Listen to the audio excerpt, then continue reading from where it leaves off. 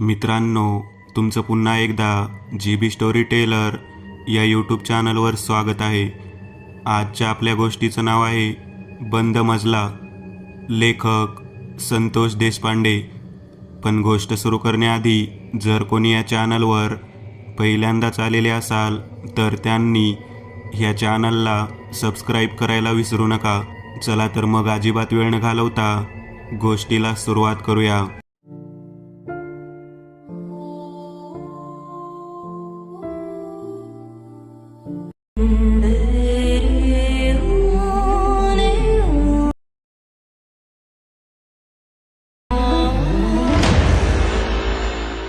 कधी प्रत्यक्ष एखाद्या अशा भयानक शक्तीला पाहण्याचा योग आला आहे का? जर पाहण्याचा योग आला असेल आणि त्या शक्तीने तुम्हाला बोलावलं असेल तर नेमकं मनामध्ये काय वाटलं असेल? नाही ना सांगता येत. मी आज तुम्हाला माझ्या जीवनातील प्रत्यक्ष घडलेली कहाणी सांगणार आहे. मी आरिफ, माझं नाव आरिफ यासिर. ही घटना माझ्या बालपणीची आहे. ज्या वेळेला मी इयत्ता 7वीमध्ये शिकत होतो. 7वीची परीक्षा झाल्यानंतर मी माझ्या मामाच्या गावी गेलो होतो.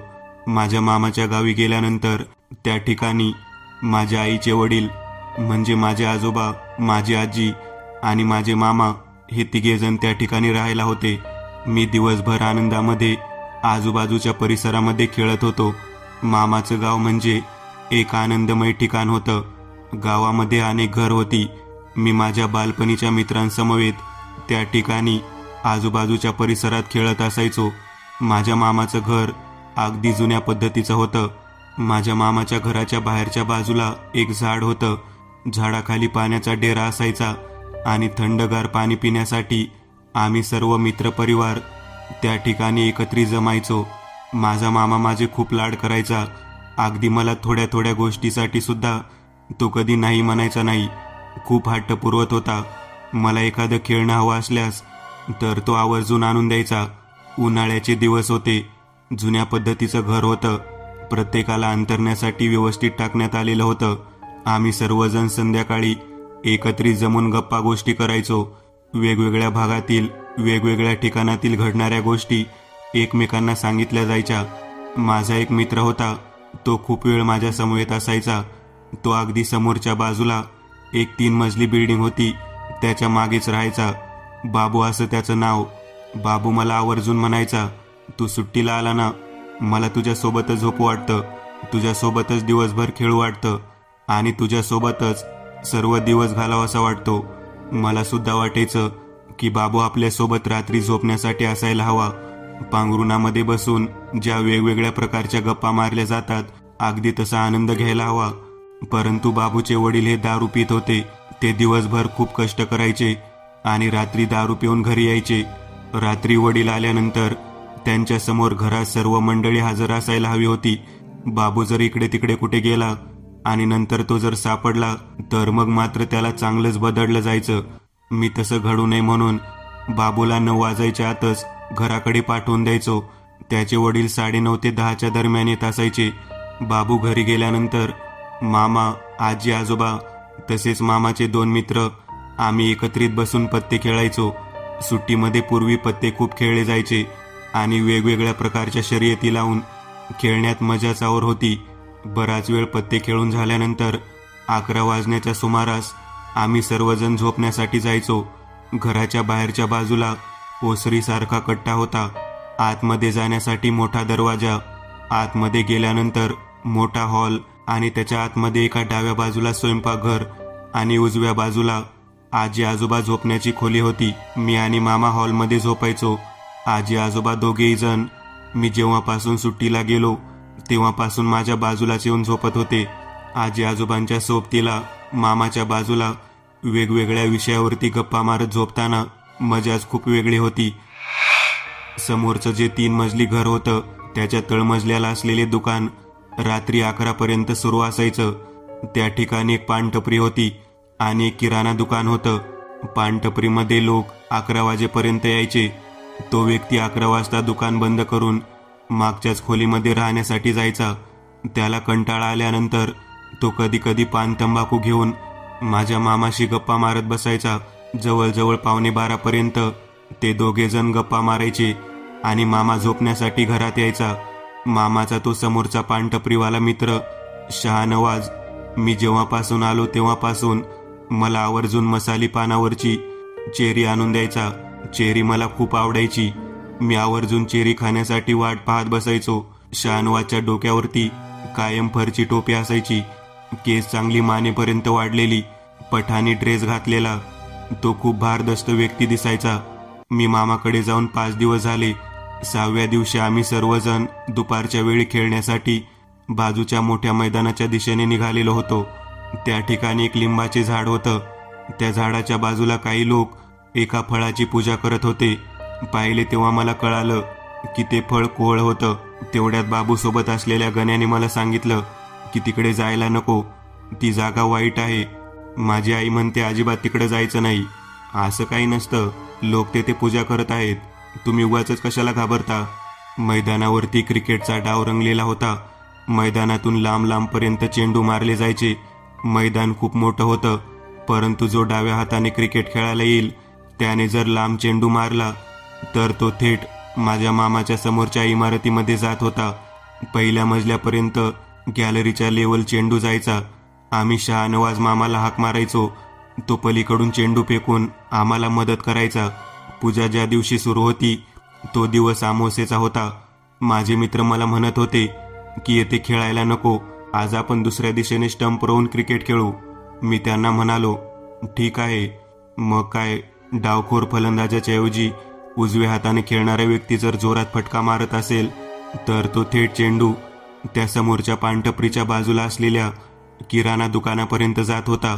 आम्ही खूप वेळ खेळ रंगवून बसलेलो होतो. भर उन्हाच्या वेळेला घरी आलो, पाणी वगैरे पिलो, जेवण केलं, दुपारी थोडा वेळ झोपलो आणि बरोबर 5 वाजता खेळायला गेलो.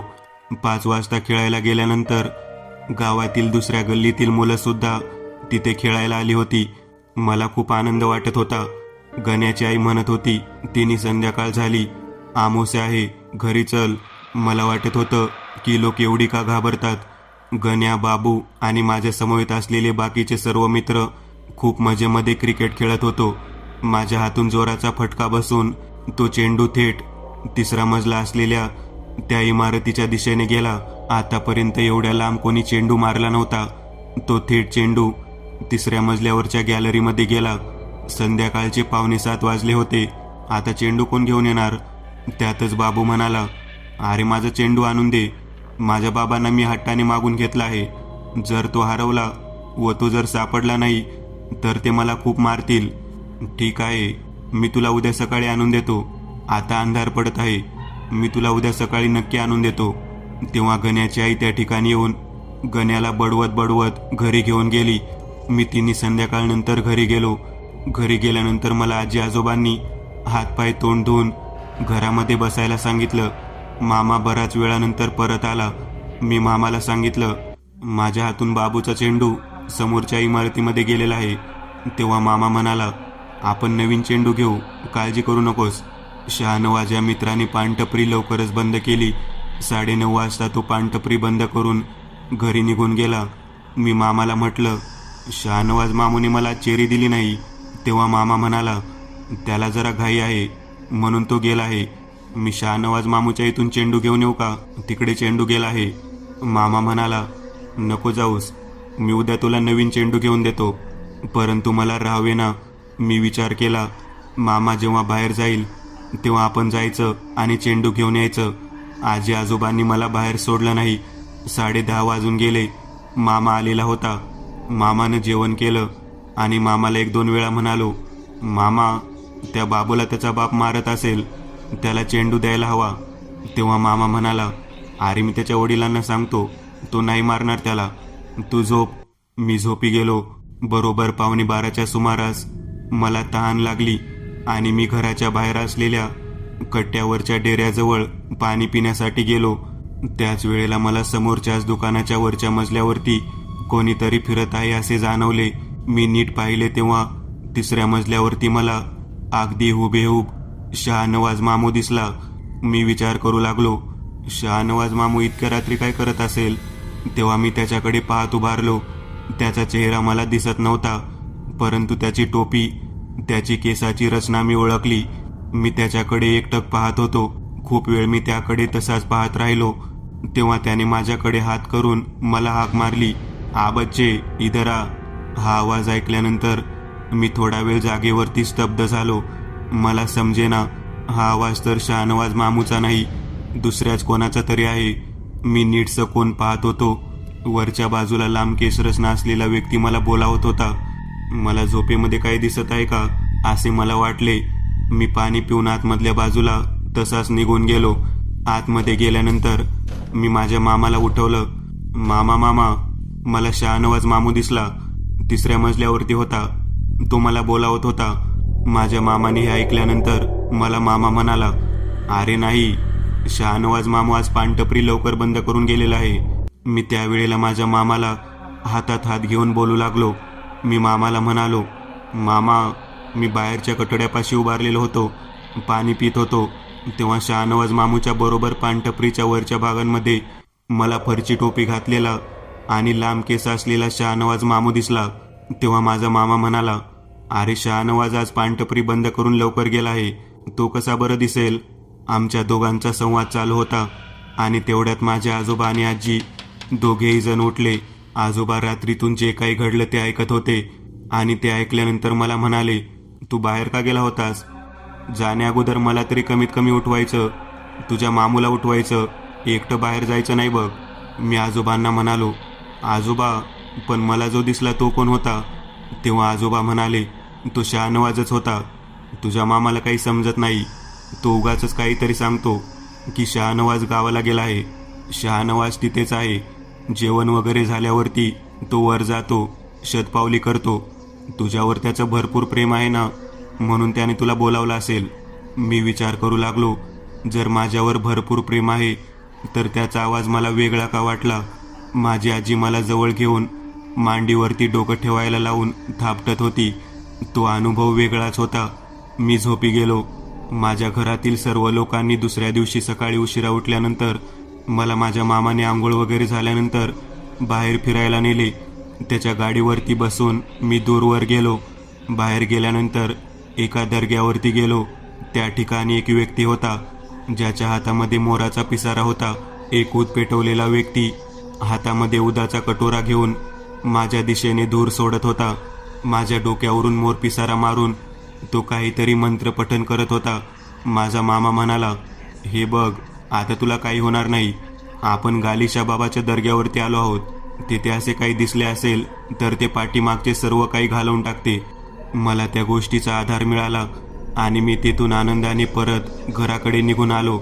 माझ्या मामाने मी परत आल्यानंतर आजोबांना ती गोष्ट सांगितली.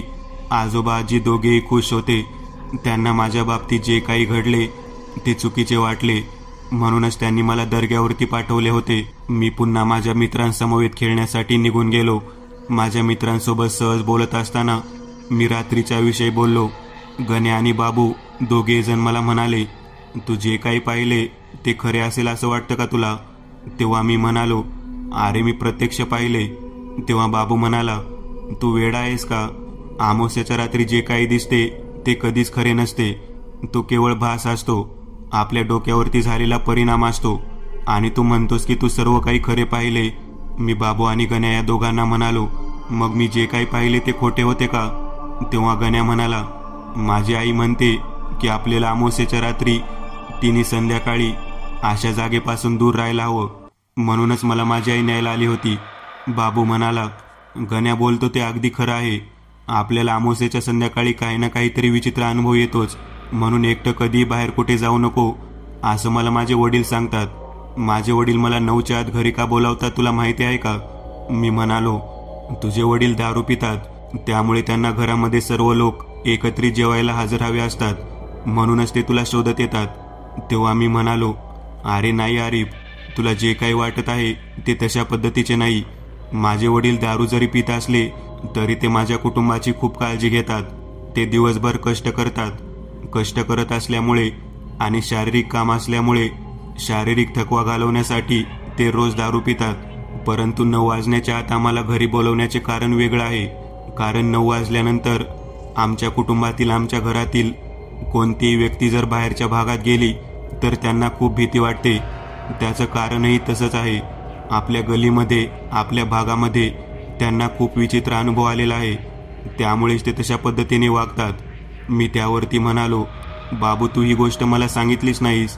तेव्हा बाबू म्हणाला, मला माझ्या बाबांनी सांगितलं की ही गोष्ट कोणाला सांगायची नाही, परंतु तू रात्री अपरात्री बाहेर येतोस आणि तुला काहीतरी दिसतं. ही गोष्ट समजल्यावर मला वाटलं की तुला सांगावं. त्याच वेळेला गण्या आणि बाबू या दोघांनी मला काय दिसलं त्याच वेळेला गण्या आणि बाबू या दोघांनी मला काय दिसलं, नेमकं मी काय पाहिलं ते विचारायला सुरुवात केली. मी म्हणालो, नको तो विषय नको. तरीसुद्धा बाबू मला म्हणाला, अरे सांग ना. तेव्हा मी म्हणालो, किराणा मालाच्या दुकानाच्या शेजारी शहानवाज मामूची पानटपरी आहे आणि शहानवाज मामू डोक्यावरती फरची टोपी घालतो. त्याचे केस मानेपर्यंत लांबले आहेत. मी त्याला चांगलाच ओळखतो. तो मला नेहमी पानावर लावलेली चेरी खायला आणून देत असतो आणि अमावस्येच्या दिवशी त्याने 9:30लाच दुकान बंद केले होते. त्यानंतर मी रात्री जेव्हा 11:30 वाजता झोपेतून उठलो, पाणी पिण्यासाठी मी जेव्हा एकटाच बाहेर गेलो, तेव्हा मला त्या पानटपरीच्या वरच्या भागात 3ऱ्या मजल्यावर शहानवाज मामू दिसला आणि तो मला रात्रीतून वरच्या दिशेने ये म्हणून हाक मारत होता. तो नेहमी माझ्याशी मराठीत बोलतो, परंतु रात्री तो मला आ बच्चे इधर आ अशी म्हणून हाक मारत होता. मी त्याच्याकडे एकटक पाहत बसलो. त्याचा चेहरा मला दिसला नाही. त्याचा आवाज सुद्धा मला ओळखीचा वाटला नाही. फक्त शरीरयष्टी त्याच्या पद्धतीची होती. एवढंच मी पाहिलं आणि मी घराच्या आतमध्ये आलो. माझे मामा आणि आजी आजोबा यांना हा प्रसंग सांगितल्यानंतर त्यांनी मला झोपायला सांगितले. माझे आजोबा म्हणाले, शहानवाज मामाच रात्रीच्या वेळी शतपावली करण्यासाठी फिरत असेल. तेव्हा गण्या म्हणाला, वेड्या तुला काही माहिती आहे का? त्यावरती मी म्हणलं, काय माहिती आहे का? जर एखाद्याला असं कोणी बोलावलं असेल तर त्याला नक्कीच पुन्हा एकदा बोलावलं जातं. तेव्हा मी म्हणालो, काही काय सांगतोस?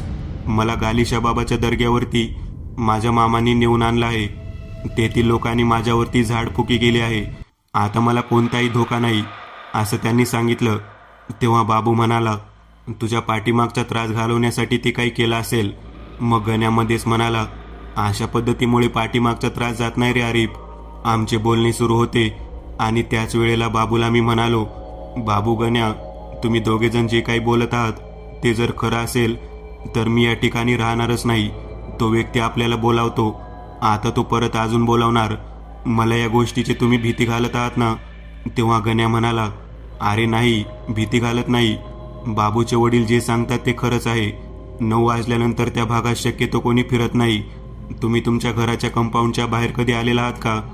तेव्हा मी म्हणालो, नाही. माझा मामा, माझे आजी आजोबा, आम्ही सर्वजण कंपाऊंडच्या आतमध्येच असतो. त्या दोघांबरोबर बराच वेळ चर्चा झाल्यानंतर मी घरी गेलो. ती चर्चा माझ्या डोक्यामध्ये मन करून घेत होती. मी आजोबांना म्हणालो, आजोबा, मला खरोखर सांगा, रात्री जर आपल्याला कोणी बोलावलं असेल तर ती व्यक्ती आपल्याला परत बोलावते का? तेव्हा आजोबा म्हणाले, तू काय बोलत आहेस बेटा? असं काही नसतं. तुला दर्ग्यामध्ये नेऊन आणलं आहे ना, मग तुझ्या डोक्यात हा विषय पुन्हा कोणी घातला? तेव्हा मी म्हणालो, बाबू आणि गण्या हे माझे दोघे मित्र आहेत.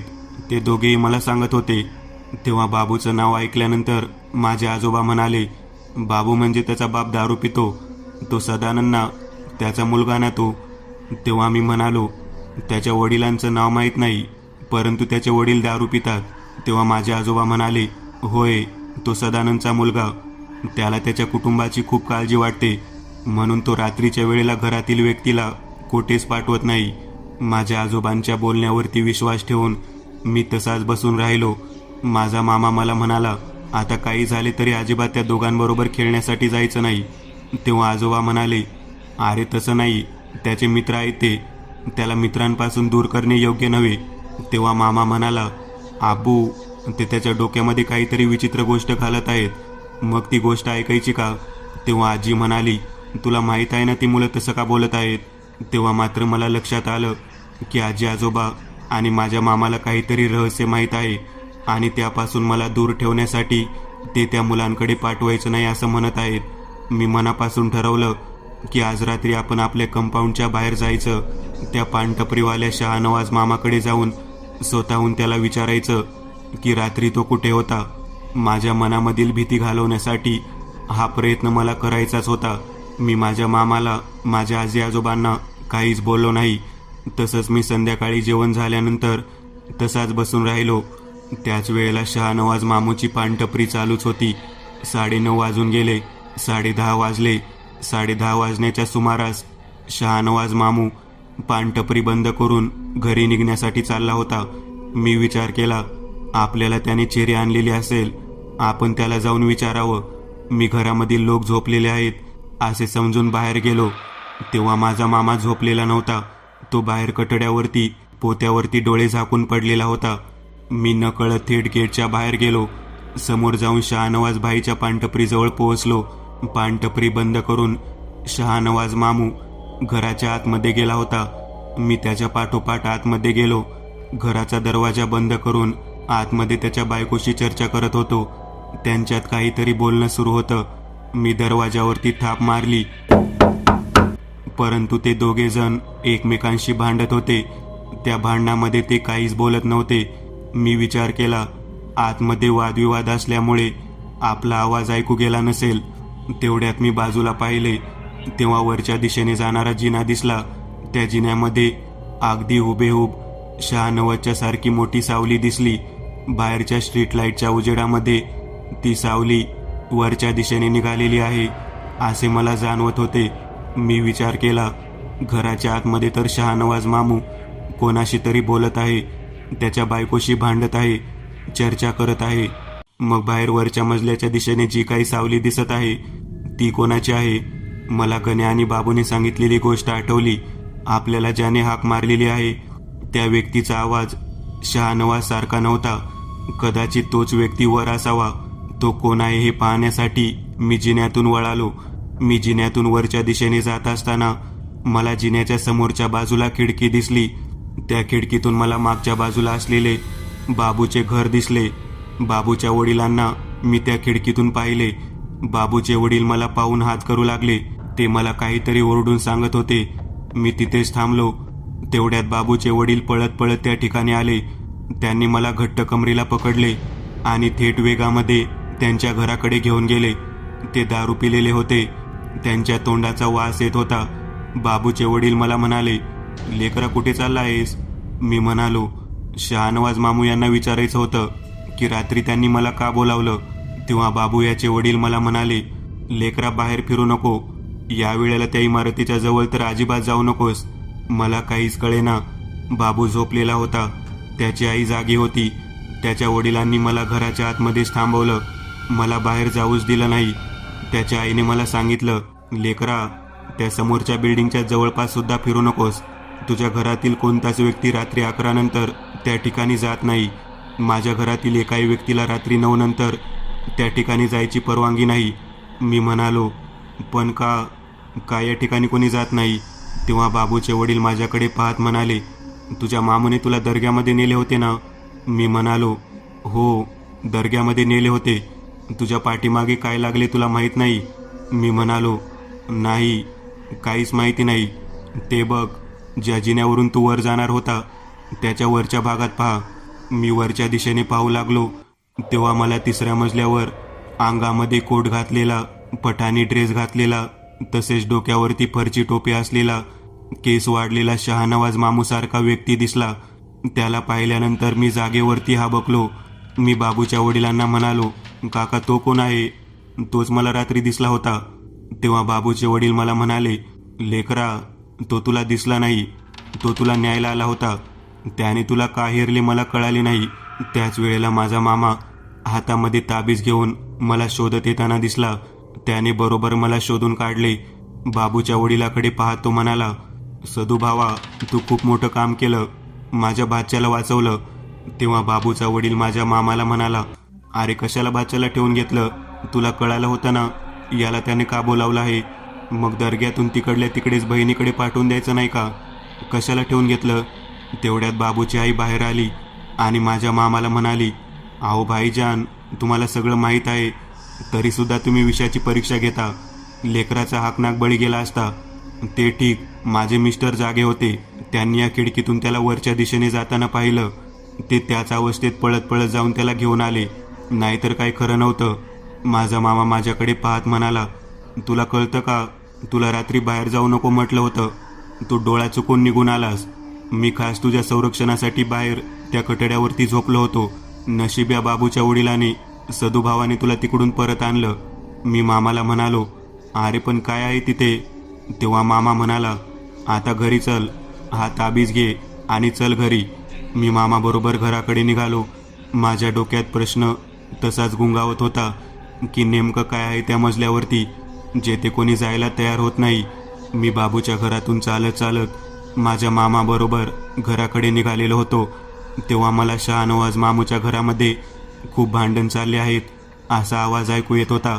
मी माझ्या मामाला बोलण्याचा प्रयत्न केला. तेव्हा माझ्या मामाने मला शांत राहण्यासाठी खुणावले. तेथून थेट मी कंपाऊंडच्या आत गेलो.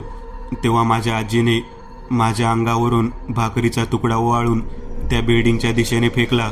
मी घराच्या आत पोहोचलो तेव्हा एक भयानक पद्धतीचे मांजर त्या भाकरीच्या तुकड्याच्या दिशेने आले आणि तो भाकरीचा तुकडा घेऊन ते थेट त्या तिसऱ्या मजल्यावरती निघून गेले. माझी आजी माझ्या आजोबाकडे पाहत म्हणाली, लेकरावरची बलाटळी बघा. माझ्या मामाला माझे आजोबा म्हणाले, तुला नीट लक्ष दे म्हणून सांगितलं होतं. आता एक काम कर, उद्या दिवस उजाडल्यानंतर याला घरी सोडून ये. त्याच्या घरी राहिलेलं बरं. आपली जागा ही अशी, या ठिकाणी चित्रविचित्र पद्धतीच्या गोष्टी घडतात. या लेकराला त्याच्या घरी सोडलेलं बरं. मी आजोबांना पाहून म्हणालो, आजोबा काय आहे तिथे? मी काल गेलो होतो तेव्हा मला त्या म्हाताऱ्या व्यक्तीने बोलावले. तो म्हणाला, शहानवाज वरती शतपावली करत असेल. आता मला बाबूचे वडील म्हणाले की शहानवाज मामा नाही येत आणि 9 नंतर कोणीच बाहेर पडत नाही. आपल्या घरात 11 नंतर कोणीच बाहेर पडत नाही. काय आहे तिथे? तेव्हा माझा मामा मला म्हणाला, तू शांत बस, मी तुला सगळं काही सांगतो. परंतु उद्या सकाळी मामा आणि आजोबांनी घराच्या आतून कडी लावली आणि त्यामध्ये मोठं कुलूप लावलं. ते दोघेही जण माझ्या कडेला झोपले आणि शांतपणे मलाही झोपायला सांगितले. माझ्या मनामध्ये तेथील रहस्य जाणून घेण्याची खूप जिज्ञासा वाढली होती. मी काहीही करून ते रहस्य जाणून घेण्यासाठी ठरवलं होतं. आता आपल्याला हे रहस्य फक्त आणि फक्त बाबूच्या घरातील लोकच सांगणार हे मला माहीत होतं. मी सकाळी उठल्यानंतर बाबूच्या वडिलांना भेटायचं असं ठरवूनच होतो. मी बाबूच्या वडिलांना भेटण्याचा निश्चय केला आणि तसेच झोपी गेलो. दिवस उजाडला. रात्रीची घटना घर करून होती. आजोबांनी माझ्या मामाला सांगितले, याला सोडून ये. मामा म्हणाला, ठीक आहे, मी गाडीमध्ये पेट्रोल टाकून येतो आणि याला सोडायला घेऊन जातो. तेवढ्यात मी सगळ्यांची नजर चुकवली आणि थेट बाबूच्या घराकडे गेलो. बाबूच्या घरी त्याचे वडील कामाला जाण्यासाठी निघालेले होते. मी त्यांच्या जवळ जाऊन पोहोचलो. मी त्यांना म्हणालो, काका, तुम्ही होता म्हणून मी रात्री वाचलो. परंतु मी का वाचलो, कोणापासून वाचलो, मला काहीच कळाले नाही.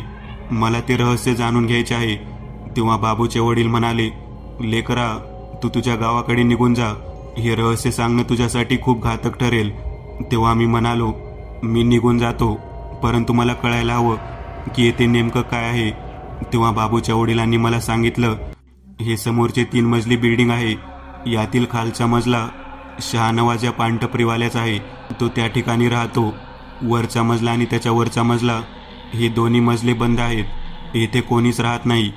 तब्बल 3 वर्ष झालं त्या ठिकाणी कोणीच राहत नाही. मी ही गोष्ट ऐकल्यानंतर हादरलो. मी म्हणालो, अहो, मला तर 3ऱ्या मजल्यावरती शहानवाजसारखा माणूस सारखा व्यक्ती दिसतो. तेव्हा बाबूचे वडील म्हणाले, तेच तर मी तुला सांगतो. ज्याला कोणी तो व्यक्ती दिसतो, तो व्यक्ती त्याला बोलावून घेतो. तो कायमचाच बोलावून घेतो. मागच्या बाजूला त्याचं किचन आहे. तो 9:30 वाजता किचनच्या गॅलरीमध्ये दिसतो.